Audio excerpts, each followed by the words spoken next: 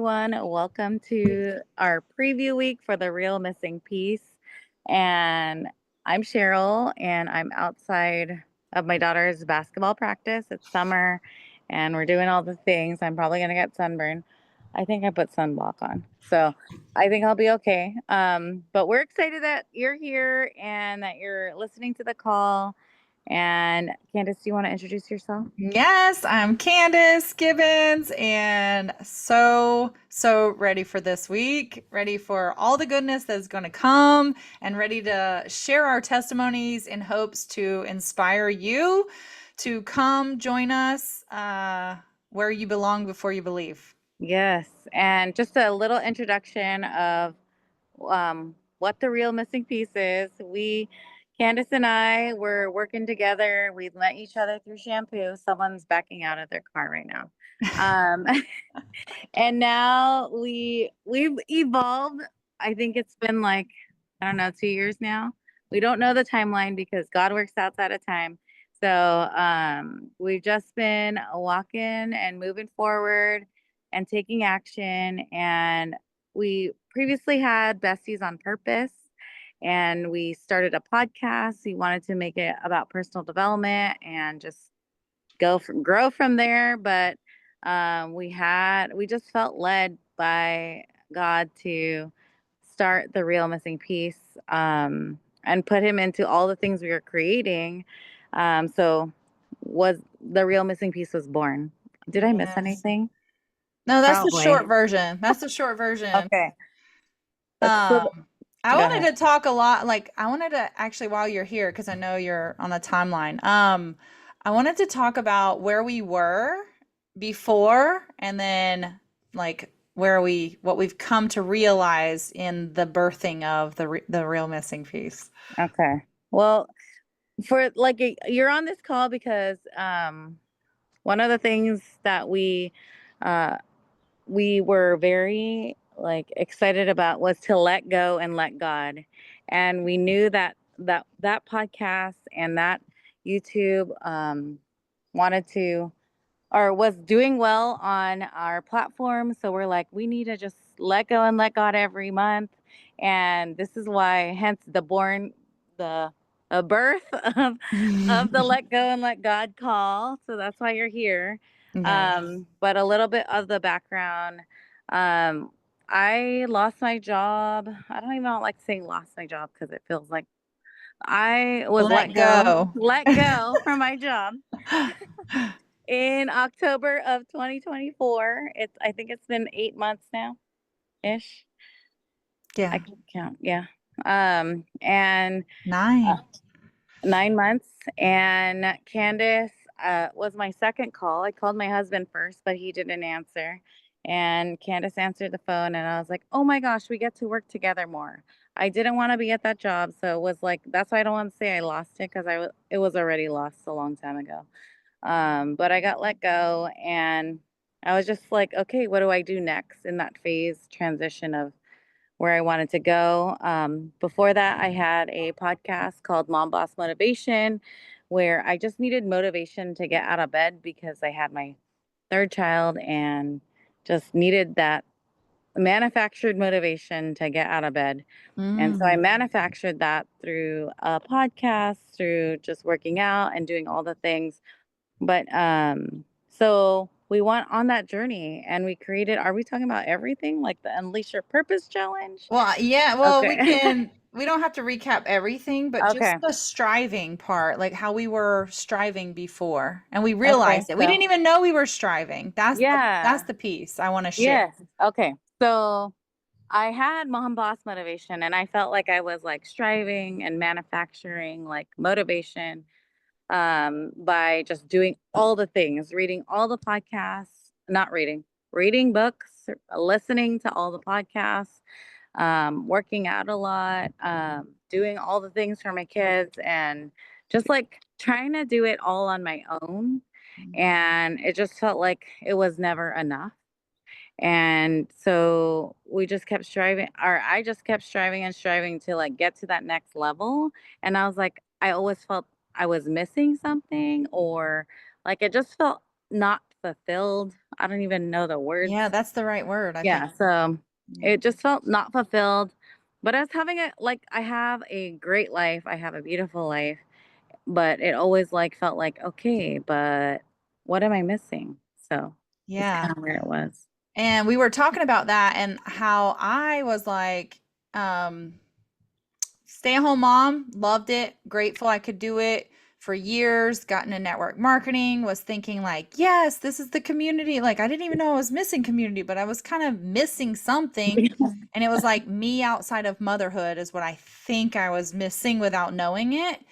And then they in network marketing, they highly promote personal development. It's one of the four things they tell you to do every single day. And I was like, okay, I love learning. Like I'm a lifelong learner. Actually I have a degree in elementary education. And I was like, okay, so I dive into all the books and I start like loving that. And my business was growing, but like Cheryl said, it was like it always felt like okay, but there's something missing. Like what is missing? And that is we were talking about that and that's where we were like I feel like maybe there's a book or like at first we thought it was a book. Well, it still is going to be a book, but we thought it was a book. And we're like, "Okay, yeah, we're going to write this book." And then we were like fast forward a little bit further and we're like, "No, no, no, no." Cheryl's like, "Candace, the Bessies on Purpose brand was more like us with you guys having an outside view. This, the real missing piece, is like everybody gets to come in and we get to bring our energy, but we get to share it. And that's what happened. We can't I had this vision just before that revelation of a cup that was always almost full. Like they always tell you to pour into yourself so you can pour into others. And I always envisioned, this is so funny. I didn't even tell Cheryl this before. I always envisioned pouring into a cup and then using that cup to pour into others, not pouring into the cup until it's overflowing into others. I never envisioned overflow ever. Probably because I always felt like there was always like that much missing. And then like the cup will expand because you grow. Of course you're going to grow, but then it still gets close to full and almost missing. And then comes 2025. Like yes, 2024 laid the groundwork for us, but 2025 is blowing our minds on so many levels. And it was when Cheryl picked her word of the year. I can't remember if it was before or after me. Hers was believe, mine was activate. I feel like they were kind of around the same time without talking to each other. And she's nodding, so yes. And we were like, okay, I wanted to activate my highest self, like my spiritual divine coding inside of me. Do you want to speak on like what believe you originally thought believe was?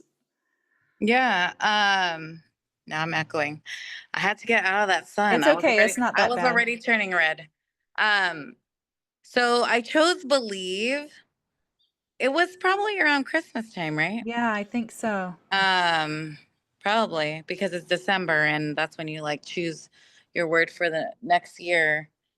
But I chose it because I wanted to believe in myself because I felt like I lost that because I was trying to like always want more and it wasn't about that anymore for me. It was about just like being at peace in my life and with my life. I always did gratitude, but that always fell short. Um, and I always was consistent. And my words last year were trust, and I forgot the other one, but trust was a big word. And I didn't even know this even when we went through our whole exercise of doing this, and then I looked back at my planner and it said trust. I was mind blown by it because I was like, I really chose that word because I wanted to trust that what I was doing was the right thing. I didn't feel comfortable like in my job. I felt like I was always pushing and I was like not doing enough. So it was just like, okay, Cheryl, trust. But I was like the missing part was like to trust God in this. And then when I when we were talking about our words of the year, I was like, believe, believe, believe. That's my word, Candace. I don't know why that's my word, but that's my word, Candace. And let's just I'm just gonna go with that. Another word was conviction, like to be convicted and like where I was going in 2025. So it ended up to believe in God or believe God. That's our podcast coming up on Friday. Um, and we're and it's just that's how it ended up. And it Yeah. stopped. And I felt like so much weight has been lifted from like trying to hit goals, trying to do all these things. Like because I don't know, we're gonna explain it as we go, but Right. it's like it's that stress of striving has been lifted. Yes. And that's like where we were before. Like Cheryl was like, when we were talking about striving, where I was like, I don't know if I would have ever named it in that moment as striving. I actually don't think I would have. But now when I look back on it, I was always striving for what I wanted. And then I would sprinkle God in there because I was always a believer of God. Like, oh, yes, God, if this is your, like I didn't even say that. I didn't say it that way then. I say it now. I say, if this is your will. I would be like, help, like, God, help me, help me, help me. And then I would be like begging for what I wanted. And this year, like Cheryl said, it went from like, I will tell you where I was living because I know Cheryl was saying she was identified in that performance piece, like because she was like working in corporate America outside of her home and being a mom and doing both. And doing network marketing, doing all of those. And I was doing network marketing and then I started coaching. So I had a part-time coaching job. So, but to me, that didn't feel like corporate America anything because it was like I was still remote. It was me on my terms and whatever. Um, but where I was living was overwhelm. I was always like the yes girl, the people pleaser, and personal development started the pathway, but it was expanding my thinking to I've always had this feeling of like science and spirituality, they go together because God created science. Like it has to have clues for us. And from 2023 through 2024, that was the unlocking of the pairing of it. And that was when God called me to share my faith, which you'll hear more in the podcast dropping on Friday. But when I was called to share my faith boldly, that was like, okay. And then I'd also been called to build community. So, another thing I wanted to kind of touch on tonight was, this invitation this week, our theme of the week is invitation to overflow living. If you never know what that was, you're going to come find out. You get to come to all of our calls this week, whether you're in our paid community or not. And you are going to taste and see, and then know that some of these calls are open all the time, no matter what. So make sure you're in our Facebook group. If you're not in there, just check the description or leave us a comment for the Facebook group link, and we'll get that to you. But this is not an invitation to do more. It's an invitation to a whole new way of living because we were all chasing the growth, stacking up the personal development books, or the podcast listens and creating all the vision boards. And yes, there was progress there, but there was just always that missing thing. So, So today we're going to let go and let God. yes, we are going to make the decision to let go and let God. And two verses, I think I'm just going to really go with one right now. I think I want to, and we're going to dive more into this tomorrow in the Bible study. But there is a verse in Proverbs that says, Proverbs 18:21. And the King James Version, I actually prefer for this one because of the ordering of the words. And it says, death and life are in the tongue, or in the power of the tongue, excuse me. Death and life are in the power of the tongue. They that love it shall eat the fruit thereof. one of our goals here at the Real Missing Piece is to not like necessarily, downplay all the personal development, but to help be the link, like help you link and bridge the personal development, but not even link, up level everything you're learning in the personal development space and then some with your relationship with God and your relationship with His Word, the Bible. And so this, Oh my gosh, sorry. go I ahead, have to. cut me off. When you're explaining that, I feel like we had a conversation a long time ago before all this stuff that we were talking about we were connectors. Yes, I And did. and so like we were talking about how we connect people and do all that stuff, but it's like now we're connecting God and oh my gosh, sorry. And I looked this up for the call just for you. The day I did the Ask God question in that challenge I was in January was Mm, January 5th. And okay. so before that, what I had heard God call me was a connector, which that's when we were having that conversation years ago Okay. when I moved. I think it was whenever I lived in Virginia and we were starting to talk and try to work together before my move. And then when I moved back, or this January, I heard communal connector, Oh, and it was on January 5th.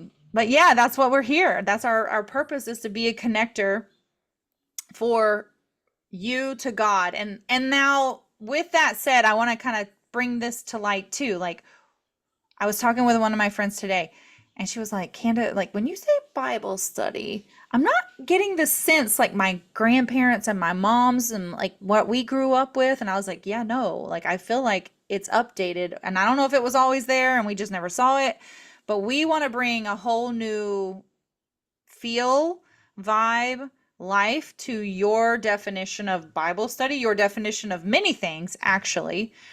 And the reason why I want to bring this proverb to tonight's call and is because there is so much power in your words. And we are gonna break this down, dissect it, 27 times. No, I'm just kidding. Like, we're gonna do it and we're gonna say it and you're gonna start living it and believing it. But you can either use that power for death, or you can use it for life. A lot of times, without knowing it, people are speaking death over their goals, their dreams, their situation. Like they're speaking their own cell, their prison cell that they feel trapped in. They're speaking that overwhelm. That's a whole nother episode. I took the word overwhelm out of my vocabulary for a year and a half. Like, literally would not say it. I'd call it the O word and make people try to guess what it was, until then I'd spell it. And their faces were priceless. They're like, yeah, but it was overwhelmed. But look at the second part of this proverb. They that love it shall eat the fruit thereof. Words create your physical reality. mm, Your words create, because when God created the universe, He didn't use His hands. He spoke. yeah. And when He created us, He created us in His image. So you have that power. And one of our biggest goals is to help you awaken that love and power. And we have a whole challenge coming, a week-long challenge, the last week of July, and that ends on like August 1st, I think, that Friday. Mark your calendar, star it, exclamation it. That is going to be our Kingdom Love and Authority Challenge, activation challenge. But for now, I want you to just hold on to this proverb. Death and life are in the power of the tongue. They that love it shall eat the fruit thereof. So whatever you speak, you're going to experience. And that's one thing, where energy goes, where attention goes, energy flows, is kind of a different way that the personal development space has said it. Like energy attracts like energy. And then I have started saying your expectations create your reality, because your expectations are driving your beliefs and your frequency and what you identify with, your identity.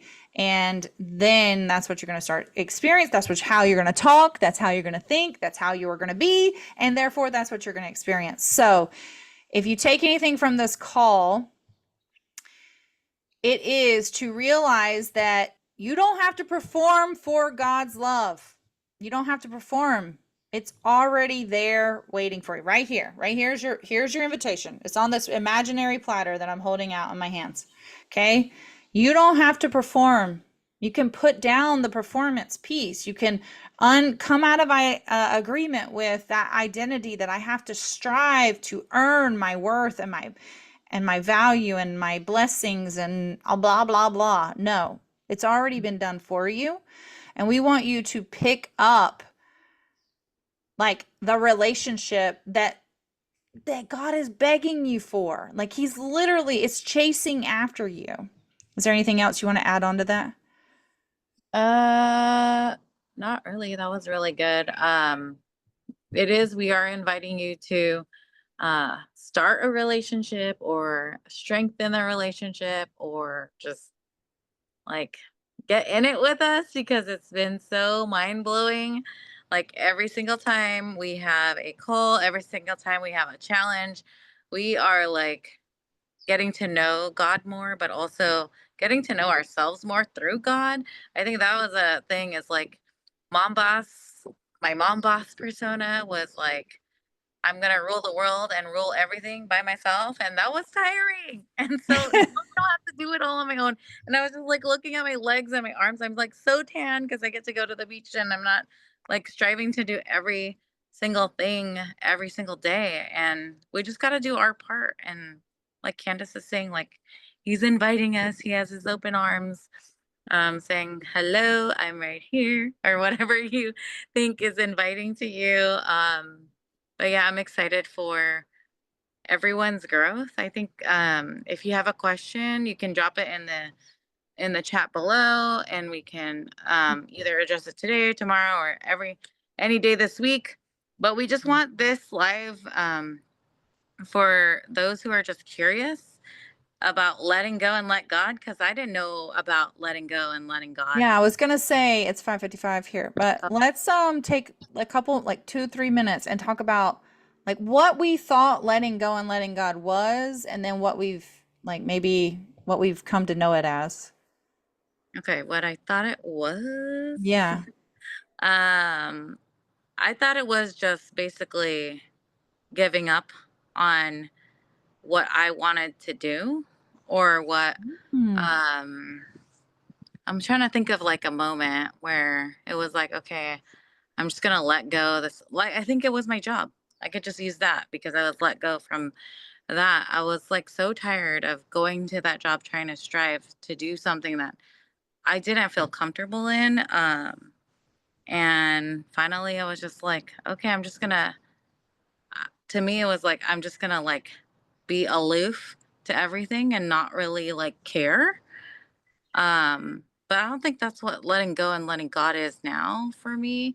It's about like trusting that he's got our back, and that even though I am in a situation, it doesn't mean I give up or avoid it, or it's still continuing to be me in the situation without letting other people get to it and just letting God take the wheel on other people instead of myself. Like, Yes. or something like that. I don't even, instead of myself trying to control other people. Right. Yeah.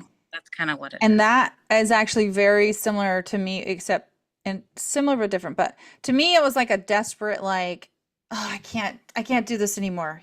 Let go and let God. But like, you're kind of just like dropping it versus letting God speak to you and through you and guide you into faithful action and let him have control of the direction you're going versus just throwing your hands up being like, oh, I can't anymore. God, take this, take it. Like Yeah. Jesus take the wheel was like, take the wheel, I'm done with this, I'm done. And then it Right. was like, but I'm done, meaning like I don't care what you do, just I'm done with it and I'm gonna walk away. Right.